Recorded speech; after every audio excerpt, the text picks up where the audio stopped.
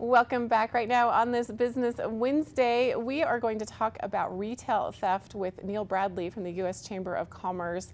It's been a big issue and is on the rise. In 2021, it was even more of a problem than ever before.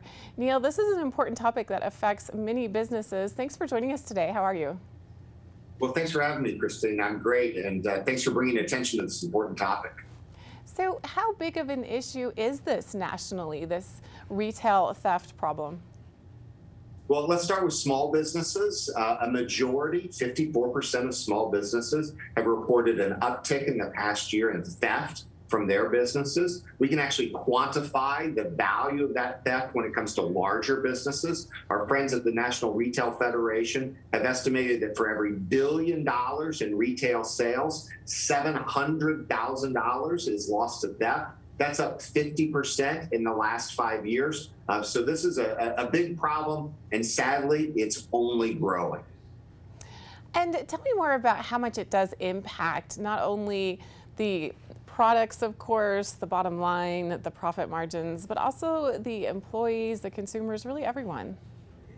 Well, let's start with the most tragic part of this story, and that's the employees. You know, every day, thousands of people there in Salt Lake City and Park City get up, go to work in retail stores, trying to do the best job they can.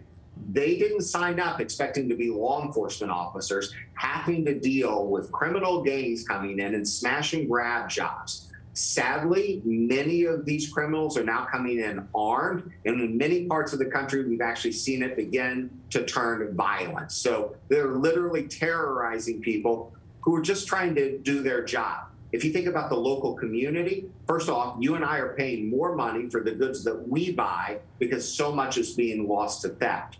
Some stores are losing so much that they actually have to close their doors. You may have seen just recently a national coffee chain close over a dozen of its stores, not because there wasn't demand, but because theft and criminal activity in and around the stores was so high that they couldn't protect their customers and their employees anymore. Obviously, when those stores close, people could lose their jobs, and the community loses an anchor in its neighborhood. So these are far from victimless crimes. It has a widespread impact both across the economy and in local communities.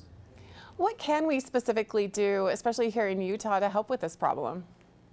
Well, let's start with the good news. The Attorney General there in Utah recently created a task force, Crimes Against Statewide Economy, that's designed to bring law enforcement and prosecutors together with other stakeholders to address this. That's an important first step because it recognizes that this isn't your typical shoplifting. This is organized. This has criminal elements driving it behind.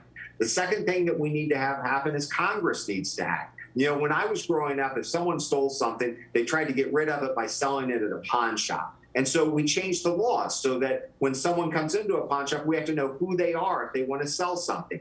The modern equivalent of that is people going online and selling things anonymously that have been stolen. We can require basic information for large online sellers so that we cut that off as an avenue. And then finally, we have to recognize that the criminals are taking advantage of the laws. They know exactly what the threshold is, where they'll be prosecuted for a felony and where they won't be prosecuted. We literally have seen criminals go into stores with calculators, shopping lists of things to be stolen, and calculators, adding up what they're stealing because they know if they come under the threshold, they won't be prosecuted. We can change those state laws and empower prosecutors to go after these individuals. Just an incredibly alarming trend. Where can we find more information on how we can help, what can we do, and just get all of the details about retail theft right now? Absolutely. Folks can go to uschamber.com/retail theft. That's uschamber.com/retail theft. And you can see all the information we've talked about here this morning, but most importantly, the solutions that our lawmakers can take to help solve this problem and bring an end to this epidemic of theft. Well, thank you so much, Neil Bradley from the U.S. Chamber of Commerce, for talking with us today, giving us important information about retail theft across the country and especially right here in our state and our cities. Hopefully we can make a difference with this problem. We'll be back with more on this Business Wednesday right after this.